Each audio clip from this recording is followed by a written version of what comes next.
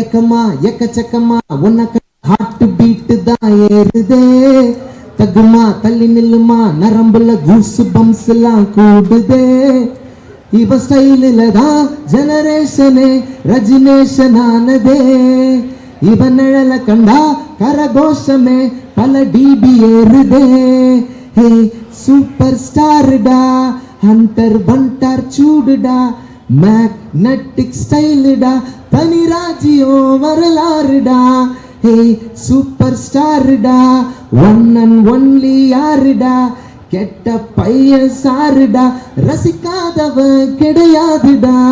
இப்படி ஒரு பாட்டு இந்த படத்தில் எழுதியிருக்கேன். வேட்டையனில் சூப்பரான ஒரு ஹண்டர் வண்டர்ங்கிற ஒரு பாட்டை எழுதுறதுக்கான ஒரு வாய்ப்பு கிடைச்சிது. ஸோ ரொம்ப ஸ்பெஷலான ஒரு நாள். ரொம்ப ரொம்ப மகிழ்ச்சி. இன்றைக்கி இந்த ஆடியோ லான்ச்சில் வந்து பெர்ஃபார்ம் பண்ணவும் போகிறோம்.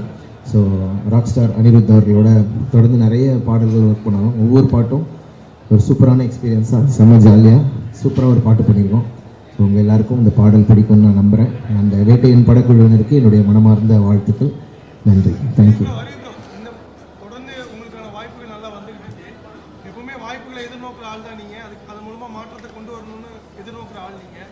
இந்த மாதிரியான பெரிய ஸ்டார்களுக்கு உங்களுடைய வாய்ப்புகள் எந்த அளவுக்கு முக்கியம்னு நினைக்கிறீங்க? கண்டிப்பாக அது இந்த சினிமாவை பொறுத்த வரைக்கும் அது அனுபவங்கள் வழியாக கற்றுக்கிறதான்னு நினைக்கிறேன். இப்போது படங்களில் எழுதுறது, பெரிய ஸ்டார்ஸினுடைய படங்கள் எழுதுறதுலாம் வந்து நிறைய ரெஸ்பான்சிபிலிட்டி தான் சொல்லணும். உங்களுடைய வரிகள் ஒவ்வொன்றும் கவனிக்கப்படும், நீங்கள் என்ன சொல்கிறீங்கன்னு கவனிக்கப்படும். ஐ திங்க் இந்த ஜேர்னி வந்து எனக்கு அந்த பக்குவத்தை கற்றுக் கொடுத்துருக்குன்னு நினைக்கிறேன். அதனால் தொடர்ச்சியாக முக்கியமான படங்களுக்கு எழுதக்கூடிய வாய்ப்புகளை நான் அந்த வாய்ப்புக்காக என்ன நான் தயார்படுத்திக்கிறேன்னு தான் சொல்லணும்.